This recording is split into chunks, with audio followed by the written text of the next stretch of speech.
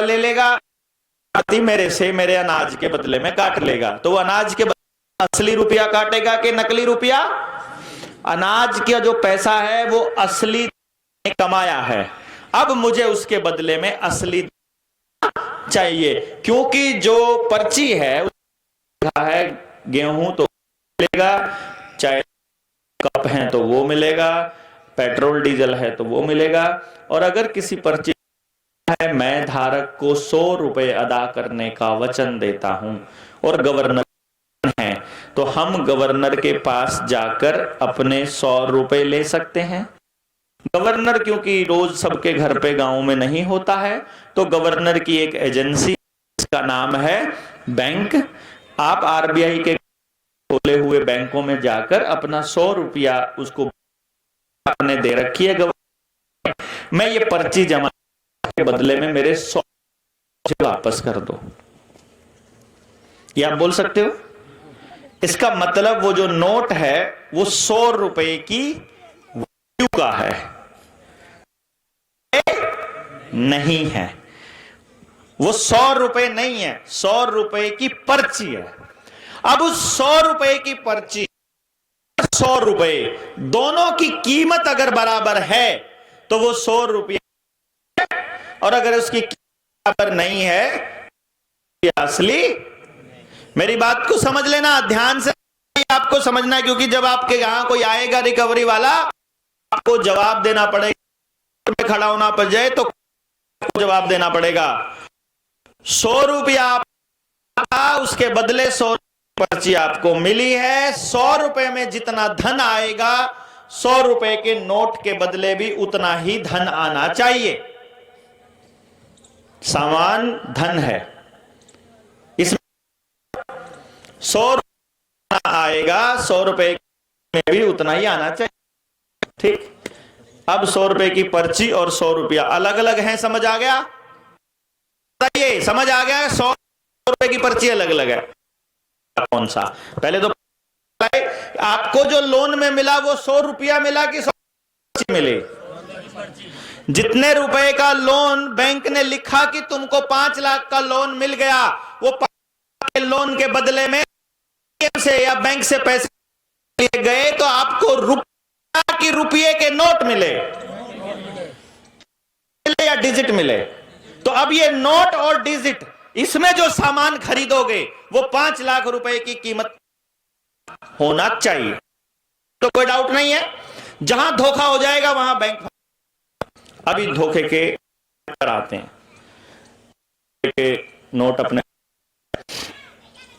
अभी मैं आपको 2 पॉइंट बता, हो सकता है इससे हम लोगों का लाभ हो सके। करें नंबर लिख दिया, इसमें नंबर लिख दीजिए। जो क्वेश्चन लिखो तो नंबर जरूर लिख दिया, ताकि अगर कोई संपर्क, कोई और बात क्लियर करनी हो तो वो कर। अच्छा सोचिए, बिंदु को समझिए। चलो 100 रुपए की पर्ची मिली, 100 रुपए क्या है, अब इस पे आ जाते हैं। अभी मेरे पास वो बैग में रखे, अगर नहीं आया मेरी गलती है। आपके पास रखा है क्या? ना रहने दो, अभी तो समझ जाएंगे। मैं बस ऐसे करूंगा, 1 2 3 समझ जाना, वो सबने देखा हुआ है इसलिए कोई दिक्कत नहीं है। इधर है 100 रुपए की पर्ची, ये आपको मिले हुए हैं, चाहे 10-10 की ले लो, 20-20 की या 100 की एक पर्ची। इधर है 100 रुपए के 100 नोट, 1 रुपए के 100 नोट, 1-1 रुपया है, 1-1 रुपए के 100 सिक्के लोहे वाले जो जेब में आप रखते हो।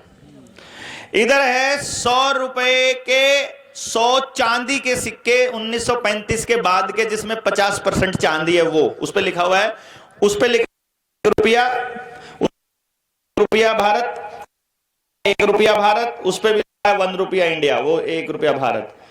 जो चौथा है उस पे लिखा है 1 रुपया भारत, और उसमें है 92 1-1 रुपया, 1-1 रुपए के 100 सिक्के हैं इधर, 100 नहीं 60 मान लेते हैं, अभी 60 में आसान हो जाएगा समझना। इधर 1-1 रुपए के 60 सिक्के हैं जिसमें 90% चांदी है। इसमें 1-1 रुपए के 60 सिक्के हैं जिसमें 50% चांदी है। इसमें 1-1 रुपए के 60 सिक्के हैं जिसमें लोग और इसमें एक एक रुपए 60 नोट हैं, जिस कागज है, और 60 रुपए के नोट हैं, एक 50 का एक 10 का। ये तो पर्ची है पक्का, जो कन्फर्म हो गई। अब ये 4 रुपए हैं, वो भी 1 रुपया लिखा है, कागज वाले पे भी 50% चांदी और 90%, चारों पे 1 रुपया लिखा है। इनमें असली रुपया बताओ। भाई बोल रहे हैं 92% वाला, आप हाँ वो 90% 92 एक ही हो गया। आप कह रहे हो वो असली है, जिसमें ज्यादा।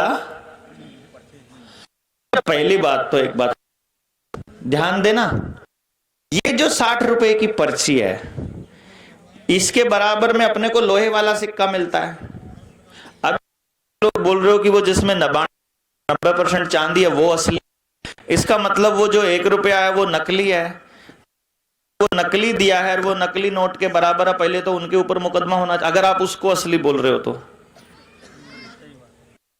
अगर आप 90% चांदी वाले को असली हो, तो बाकी सारे नोट जिसने चलाए या सिक्के उन पर मुकदमा होना चाहिए, वो जेल होनी चाहिए। क्योंकि ये आईपीसी की धारा 489 में लिखा हुआ है कि अगर आप कूटकरित रुपया, अगर आप डिवैल्यूएट किया हुआ रुपया यूज करते हो, देते हो, लेते हो, अदला बदली करते हो, जेब में रखते हो, किसी के छापते हो या बांटते हो, तो आपके ऊपर आजीवन कारावास तक की सजा का प्रावधान है। ये लिखा हुआ है। इसका मतलब जिसने भी वो नोट आपको में नकली वाले, इसका मतलब वो जेल जाने के लिए तैयार हो जाए। लेकिन हुआ आरटीआई डाली, तो आरटीआई में बैंक ने जवाब दिया, आरबीआई ने, कि नहीं, धातु का कोई फर्क नहीं पड़ता, चांदी है कि लोहा है कि कागज है, रुपया तो रुपया होता है। आरबीआई ने लिख के दे दिया। जैसे किलो का बट्टा लोहे का हो या सोने का हो, किलो से ज्यादा तो नहीं तोल सकता ना, तो धातु का कोई फर्क नहीं पड़ता। आप पत्थर का ले लो 1 किलो, आप 1 किलो अनाज ले लो, 1 किलो घी ले लो, 1 किलो किलो है, उसमें क्या सामान है नहीं करता। किलो तो मापक है, मापक का मानक है, और मानक है 1000। तो जैसे ही 1000 ग्राम होगा, चाहे वो कुछ हो। अभी आजकल तो जो आपकी तराजू आती है ना, नई पीढ़ी को तो ये भी नहीं पता कि तराजू में 1 किलो इधर तोला जाता था। अब तो वो कहते हैं कि उधर उस पे तखड़ी पे रख दो, 1 किलो उसमें लिखा आ जाएगा। अब तो उसको ये भी नहीं पता कितने वजन को 1 किलो कहते हैं। बट्टा भी खत्म कर दिया अब तो, ताकि अगली पीढ़ी को पता ही ना चले। इसी तरह नोट खत्म कर रहे हैं, डिजिट में कोई वो डिजिट को मानते हैं, डिजिट को मानते हैं, डिजिट कोई रुपया मानते हैं। अभी तो वो नई पीढ़ी को तो पता ही नहीं लग रहा। अब पुरानी पीढ़ी ने देखा है, इसलिए मैं बट्टे की बात कर रहा हूं। वो बट्टे वाला गलत है कि हाँ, जैसे बट्टा जो है ना, वो लोहे का हो कि मिट्टी का हो, कोई फर्क नहीं पड़ता, 1 किलो मतलब 1 किलो। इसी तरह रुपया चाहे सोने का हो चाहे चांदी का, कोई फर्क नहीं पड़ता। ये आरबीआई ने हमको लिख के दे दिया। आरबीआई ने लिख के दिया तो बैंक में लिख कि बताओ भाई असली कौन सा, नकली कौन सा। बैंक में गए, बैंक वालों को हमने दे दिए 5 जमा कराया तो 60 रुपए जमा किए।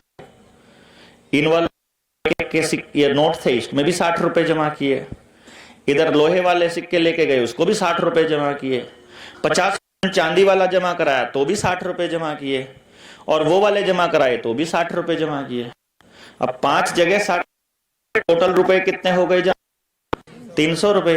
अब जब 300 रुपए जमा हो गए, उस 300 रुपए में जब हम निकलवाए, अगले दिन आप जाना, आपके पास पड़ा हो तो लेके बैंक में और पूछना ये कितने रुपए में जमा होगा, रुपए में जमा होगा।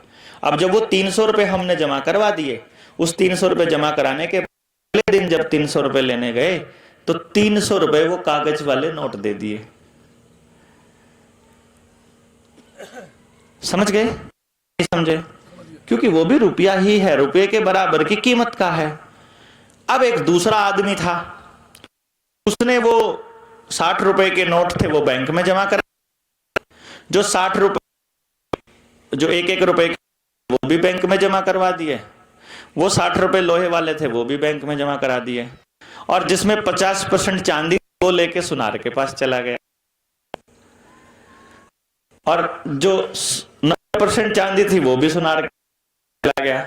सुनार के पास गया तो वो सुनार ने वो जो 90% चांदी वाले 60 रुपए थे उसमें एक सिक्के उसने 1000 के वो नोट दे दिए, तो 60 सिक्कों के बराबर 60,000। दूसरे वाले में 50% चांदी है, उनके बराबर में 30,000 दिए, तो टोटल 90,000। सुनार से वो 90,000 के नोट जमा कराए और बैंक में चला गया। अब 90,000 के नोट जमा हो गए, तो 60 100 तो वो हो गए थे और 90,000 ये, तो 90,180 जमा हुए उस वही नोट। अब जब आएगा तो अब उसको तो मिले 90,180 300। सेम बैंक से डील कर रहे हैं, वो स्मार्टनेस उधर से करके आया सुनार से। इसका मतलब बैंक कह रहा है कि सोने वाला चांदी वाला 1 रुपए की कीमत लोहे वाले 1 रुपए के बराबर है, और बाजार कह रहा है कि चांदी वाला 1 रुपए की कीमत 1000 के बैंक। इसका मतलब या एक जमा कराने में और निकल के साथ 1000 गुना की ठगी हुई, नहीं हुई तो बताओ, बताओ ना। जमा करके तुमको लोहे वाला मिल रहा है, और उधर वो जाओ तो 1000 देता है, तो वो 1000 लोहे के जमा होते हैं, 1000 लोहे के मिलते हैं। यानी कि यदि बैंक में अपनी मेहनत जमा कराते हो, जो किस्त कराते हो बैंक में, वो मेहनत करके जमा कराते हो ना, भैंस बेचकर वो बेचकर, तो भारत का रुपया कमाते हो। यदि आपको उस धन के बदले वो कागज के नोट मिलते हैं और आप इस चांदी रुपए को ही असली रुपया मानने लग जाओ, तो एक ट्रांजैक्शन में 1 रुपए में 1000 गुना की ठगी होती है आपके साथ। नहीं हुई तो बताओ भाई। गलत किसी को लग रहा है कि मैं गलत बोल रहा हूं? ये फैक्चुअल है, आप अपने बैंक में जाके जमा कर लो। पंगा यहां नहीं खत्म हुआ। सच्चाई को लेकिन वो फिर क्योंकि मैं राजू का दिखाया था, नवनीत सहगल IAS है जो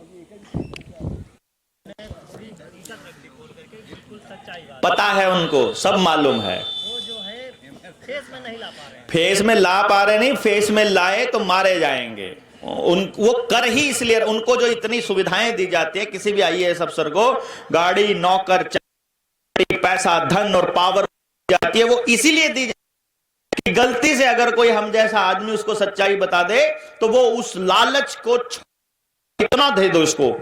उनका मुंह यहां तक भरा होता है सोने चांदी में, दिवाली पे कितना गिफ्ट मिलता है उनको अंदाजा नहीं है आपको। तनख्वाह तो दुनिया कमा लेती है। वो जो उनको एक अपनी पूरी जिंदगी में पता नहीं कितने 1000 करोड़ बना करके जाता है, कहीं आप ये सब लूट करके, यही 1000 गुना की लूट करके। कोई भी कर्मचारी 60 साल में रिटायरमेंट होगा तो उसको उसकी नौकरी पे नहीं रखा। अब वो दोबारा IAS ऑफिसर को दोबारा राजेश नाम है जो राष्ट्रपति का सेक्रेटरी है। अरे सारे IAS ले रहे हैं क्योंकि वो उनके पुराने हैं, नए के साथ सेटिंग करने में टाइम लगता है। पता है मुझे, मैं भी जुड़ा हुआ हूं इसलिए पता है, मैं भी उसी एरिया से आया हूं। वो उनके बहुत बड़े दलाल हैं, दलाली करते हैं। जितने अपराधी लोग हैं ये इनके SP DSPs के दलाल बैठे होते हैं, ये सेटिंग करा। गांव में जो आपका दारू बेचने वाला आदमी ना, थाने में बोलो करवाऊं समझौता, थानेदार से इतना लगेगा, देख लो बात। वही तो है, करते हैं जो आप। क्यों जी, आपको कौन सा पता नहीं है? आपको मालूम है वो जो सबसे ठेठ क्रिमिनल है वही तो उनका दलाल है, उनके साथ रोज। चलिए, इस ट्रांजैक्शन में ठगी हुई ये, और मैं कह रहा हूं वो भी असली रुपया नहीं है, वो भी रुपए का सिक्का है। जैसे वो चांदी वाला बट्टा, किलो नहीं है ना, 1000। इसी तरह से रुपया रुपया तो किसी वस्तु के मूल्य का मापक है और मापक बिना नहीं हो सकता, तो क्या है रुपए का?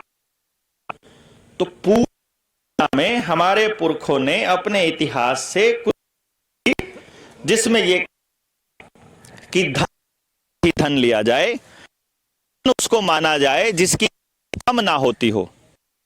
धन वो नहीं होता जिसकी कीमत के साथ कम हो जाए। रुपये की कीमत गिर गई, जिसका कीमत गिरी है वो रुपया नहीं था। रुपए की कीमत नहीं गिर सकती, रुपया किसी की कीमत का आकलन करने वाला होता है। क्या कीमत गिरेगी भाई? किलो का ऐसा बोलेंगे, वजन घट गया, का वजन घटे, चीजों का वजन बढ़े, उसने का नाम किलो है। किलो वजन कैसे घट जाएगा? कीमत घट गई। रुपया खुद कीमत का आकलन करने वाला मापक है भाई, उसकी कीमत कैसे घट जाएगी? रुपए की कीमत कभी, रुपया खुद कीमत तय करता है किसी भी वस्तु की, मुकाबले करता है उसका। उन्होंने तंत्र ने कि जो जितने भी धन, सबके धनों की कीमत का आकलन करके और उसके ऐसी धातु को उन्होंने केंद्र में लिया और सबको केंद्र में लेकर के काम चल, आज भी उसी को लेकर केंद्र में चल रहा है। वो धातु है सोना, चांदी नहीं। चांदी का सिक्का है, रुपया। वो 1 रुपए का, जैसे लोहे वाला 1 रुपए का सिक्का है, वैसे ही चांदी वाला 1 का सिक्का है। वो 1 रुपया नहीं, रुपया कीमत है। कीमत का रेफरेंस किससे लेंगे? सोने से। कितना सोना, इसको तय आपको इनकम टैक्स डिपार्टमेंट के लोगों से जानना होगा। तो वहां नहीं जानते हैं, वो लास्ट है उसके हिसाब, वो भी गड़बड़ था। आएंगे जिस दिन भारत रुपये की स्थापना। लेकिन बात यह है कि जब लास्ट जो कानून अवेलेबल, उसके मुताबिक जब घर में छापे के दौरान 4 मोहर मिल जाएं, 4 मोहर, तो जो इनकम टैक्स है वो लिखता है इसके घर में 60 रुपए मिले, क्योंकि 1 मोहर 15 रुपए की होती है। किसी ने, बुजुर्ग ने, किसी साथी ने सुना है मोहर? मोहर में होता है 11.664 ग्राम शुद्ध सोना। 1 तोला सोना तो 664 ग्राम और 664 मिलीग्राम सोना होता है 1 मोहर में। और उसको वो मोहर नहीं लिख, वो ये नहीं लिखते कि यहां इस पे 1 तोला सोना मिला या 60 रुपए मिले। तो 4 तोले सोना नहीं लिखते, मोहर नहीं लिखते, 60 रुपए मिले, क्योंकि उसकी कीमत 60 रुपए। अब सोचो, इन अधिकारी ने मेरे घर में छापा मार के 4 मोहर मिली और उसको दिया 60 रुपए। 50 साल बाद जब मेरी मौत हो चुकी है, मेरा बच्चा वो केस जीत गया, और जब वो अधिकारी के पास जाएगा कि मेरे पिताजी का जो सामान मिला था वो दे दो, तो वो अधिकारी क्या देगा? 4 मोहर की 60 रुपए। अभी 1 तोला सोना की कीमत यदि हम लगभग 85,000 लें, तो 4 की कीमत लगभग 3,40,000 रुपया हो गया। यानी कि एक ही झटके में 3.5 लाख रुपए की ठगी 60 रुपए में। नहीं समझे? यानी कि असल में जब 15 रुपए का अगर 1 तोला सोना कागज में आज भी रुपए का मानक है, तो उसको जब 1 रुपए के बराबर तोलते हैं तो 770 मिलीग्राम गोल्ड मिलता है। ये गोल्ड की मात्रा ही रुपया है। आई बात समझ में? सोना क्या है? 777 मिलीग्राम। जैसे 999 ग्राम 1 किलो नहीं बनेंगे, जैसे वो 1000 ग्राम बनेगा 1 किलो हो जाएगा। 776 सोना है, वो 76 मिलीग्राम सोना। जैसे ही वो 777 मिलीग्राम सोना बनता है, 177 मिलीग्राम सोना 1 रुपया, बात बराबर है। मानक है, ठीक है। 777 मिलीग्राम सोना जब हम लेने जाते हैं इस बैंक नोट में जो इधर रखे थे, तो 6300 रुपए के बैंक मिलता है। 6300 रुपए के बैंक नोट 877 मिलीग्राम कीमत है, जो कि हमारे यानी हमारा 1 रुपया के 6300 रुपए के बराबर है। यानी बैंक जब हमें 6,30,000 रुपए का लोन देता है आज के टाइम पर, तो हमें 100 रुपए दे रहा है। तो जितना सामान 6,30,000 में आएगा, उतना मेरी मेहनत के भार हुए 100 रुपए में आना चाहिए। मेरी मेहनत का बराबर 777 मिलीग्राम सोना मेरी मेहनत है, नहीं समझे? इसको आप ले लो। ये इसलिए जरूरी है क्योंकि जो नोट को रुपया मान बैठेगा वो बहुत जाएगा। 2016 की काली रात सबको याद है, जिस दिन एक सफेद सुअर आया टीवी पे, इतनी बड़ी बड़ी दाढ़ी और है, कमाया हुआ है, कल से लीगल टेंडर नहीं रहेगा, अब ये मिट्टी का ढेर हो जाए। सीट से उतर जाएगा, नाथूराम गोड्स में ही बनूंगा। नहीं, हम इस कैटेगरी के आदमी नहीं है। बहुत बुरा करा। ये आदमी जिस दिन सीट से अगर बनो और गोली मारूंगा, अभी तो गिरा। क्यों? अभी क्यों? क्या दिक्कत है? वो अपनी फ्रस्ट्रेशन में अपने आप मर जाएगा। ऐसे लोगों होती वो पहले से मरे होते हैं, मरे हुए लोगों को मारना होता है। अभी चले उस पे आते हैं। अभी जो गलत कर रहे हैं पहले उसी को देखिए, जोन से नहीं करना हो। मेरा नाम मतलब कह दियो कि मेरा नाम ले दिया किसने, मैं नहीं कहता, ठीक है। बात यह है कि जब 8 नवंबर की वो काली रात, उससे पहले के पास मान लेते हैं 10-10 लाख रुपया जेब में था। हम एक एग्जाम्पल के कि मान लेते हैं सबके पास 10-10 रुपए के नोट थे, नोट 10-10 लाख रुपया, 10 लाख रुपए के नोट थे। इसने भाई ने 10 लाख रुपए की भैंस खरीद ली, 10-20। इसने भाई ने 10 लाख रुपए का सोना खरीद लिया। इसने 10 लाख रुपए की चांदी खरीद, इसने 10 लाख रुपए की जमीन खरीद ली है, और 10 लाख रुपए की वो क्या बोलते हैं कार खरीद ली, और एक के पास कैश 10 लाख रुपए पड़ा था। ठीक, बात अगर सारे नोट लीगल टेंडर जमा कराने की फैसिलिटी ना हो तो मान लो वो भाई का जो उसने खरीदा था, क्या खरीदा था? भैंस। ऐसी की ऐसी है, अगले साल एक एक कटड़ा देंगी, 10 और बढ़ा देंगी। 20 खरीदी तो 20 हो जाएंगे, 40 हो जाएंगे, डबल हो जाएगा अगले साल ही, एक ही साल में डबल। ये पैसा सिर्फ किसान के घर में हो सकता है, बैंक में नहीं होता। खाम खाई अपनी भैंसों को छोड़ के ब्याज एफडी कराते हैं बेवकूफ लोग। ठीक है, इधर वो एफडी से ज्यादा जमीन कमा के देती है।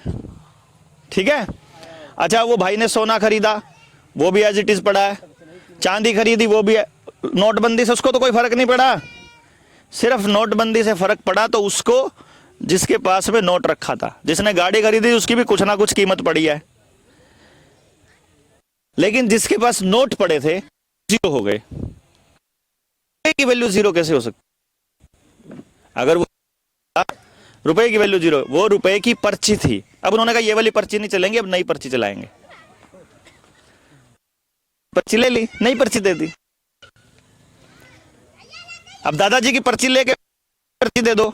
अब दादाजी पे लिखा है कि इसमें सोना रखा है, आरबीआई के पास सोना रखा है तुम्हारा, लिखा हुआ है, और वो जमा करा के कह देंगे बंदी हो गई है, वो वाले पर्ची जमा करा के नई पर्ची बना के दे, सोना नहीं मिलेगा। यही ना हुआ भैया, आप दादा ने जो पैसा कमाया था उसके बदले का सोना रखा है, उसके पैसे असली थे, आगे हमको सिक्के का नोट ही है, उसकी कीमत वही है, क्योंकि रुपए की कीमत असलियत में, रुपए की कीमत वही है, भी कागजों में वही है। उन्हीं दस्तावेजों के भरोसे हम चल रहे हैं, उन्हीं दस्तावेजों का अनावरण हम करने वाले हैं कि उसके ऊपर जो किताब लिखी है वो किताब हमने लिख के वो रख दी है। आपके पास 24 नवंबर को उसका अनावरण होना है, तालकटोरा स्टेडियम में होना है। एक जबरदस्त तरीके से लोगों के अंदर जोश आए कि उस किताब को पढ़ने के बाद पता ऐसे लूट आपके पुरखों के धन की, यही लूट हो रही है आपके धन की, और ये लूट जारी है उधर की। 1 रुपए की ट्रांजैक्शन पे आपके साथ 63 ठगी हो रही है इस टाइम। बैंक में 1 रुपया जमा कराते हो बस आपको 6300 कम मिलता है। जब आप 6300 रुपए जमा करते हो तब आपको 1 रुपया देते हैं। समझ रहे हो कि नहीं समझ रहे हो? असलियत में आपके 1 रुपये की कीमत उनके 6300 के बराबर है, जबकि वो कह रहे हैं कि तुम्हारे 6300 की कीमत हमारे 6300 के बराबर है। हमारे 6300 की कीमत उनके 6300 के बराबर नहीं है। यही कारण है कि जो बैंक ने आपको लोन दिया है वो या तो बैंक में दिया है या डिजिट के रूप में दिया है। जिस बैंक नोट के बदले वहां सोना नहीं रखा, नोट नकली। जिस बैंक नोट के बदले वहां सोना रखा है आरबीआई में, बैंक नोट असली है। अब कौन सा बैंक नोट असली है कौन सा नकली है तो आरबीआई बताएगी। तो जब उन्होंने हमारी जमीन पूछी कि सच में है कि नहीं, तो मैनेजर देखने आया था ना, जब लोन लिया मकान देखने आया था, कागज आपके किए थे, सैलरी मिलती है कि नहीं था, उन्होंने पूरा वेरीफाई किया था। गाड़ी ली थी तो गाड़ी के भी फोटो उनको खींच के ले गए थे। बताओ कि जो आपको रुपया दिया है आपको पूछने का हक है या नहीं कि असली है कि नकली है? हक तो होगा ना। मैं वो ये कहें, मैं तो ये कह रहा हूं वो लिख कर दे दे कि असली था, वो कह। और अगर कोई बैंक वाला कहता है कि तुमने नकली लिए थे नकली दे दो, तो तुम ये भी लिख कर दे दो, बस बात खत्म। हम सिर्फ लिख कर देने की बात कर रहे हैं। और इस बात पे बहुत से मैनेजर्स के साथ बहुत लंबी बहस हुई है। वो बहस का लिंक हम आपको डाल देंगे, उस पर पूरा चर्चा किया हुआ है। एक बैंक बोला था कि लोगों को भड़काना बंद करो। मैंने कहा था भड़काने की बात बता दो सिर्फ। उसने कहा अब आरबीआई को नोट छापने के लिए जरूरत नहीं है। बिल्कुल जरूरत नहीं है। बोला ना। मैं कहा कोई नियम तो होगा। बोला सरकार को जितनी जरूरत होती है उतना छाप लेती है, जितनी जरूरत होती है उतना छाप लेती है। इसका मतलब है वो जितनी मर्जी छाप सकते हैं। तो फिर हमारा वाला जो लोन है वो भी छाप लो।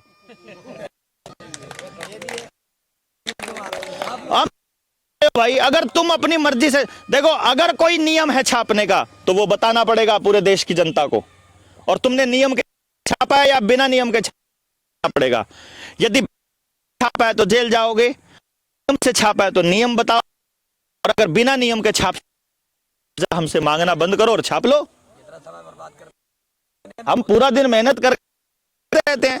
ये असल में जितनी सड़कें, जितने पुल बन रहे हैं, जितना लोन दिया जा रहा है, इसके बदले में जो आपको सामान मिल रहा है, इस सामान की कीमत आप कमा कमा के पूरा करते हो, टोल टैक्स भर के। असलियत में वो धन आप कमा के, और वो धन भी 63 गुना दे रहे हो।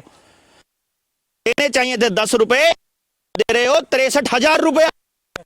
यानी कि आज किसी भाई की सैलरी अगर 1,60,000 रुपया है तो असल में जो उसकी किसी भाई की सैलरी 60,000 रुपया है तो मात्र 10।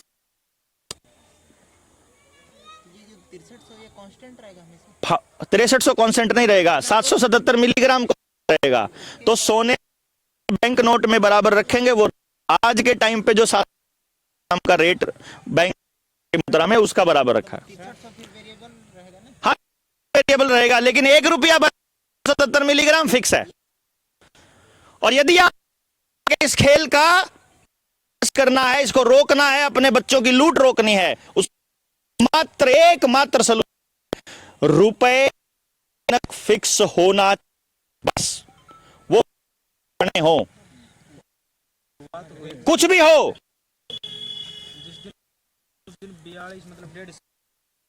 जब 4200 रुपए था जब हमने शुरू किया, डिजिट में देती है और चेक में देती है, बात एक ही है। होता है चेक के बदले भी आप नोट ही मिलेगा। अच्छा एक काम कर लेते हैं, बैंक ने भी आपने हमको चेक दिया हुए हैं, जो नोट है ये बैंक के। हम जिस दिन 1 लाख लोग हुए, क्योंकि इस सेमिनार लोगों का टारगेट आपको देने वाले हैं, 1 लाख समझे हुए लोग आ गए। उसके बाद वहां से एक ऐलान होगा तारीख का। उस तारीख पे कर बैंक में 10 नोट लगाएगा, कहेगा इस नोट के बदले धन दे दो, बस।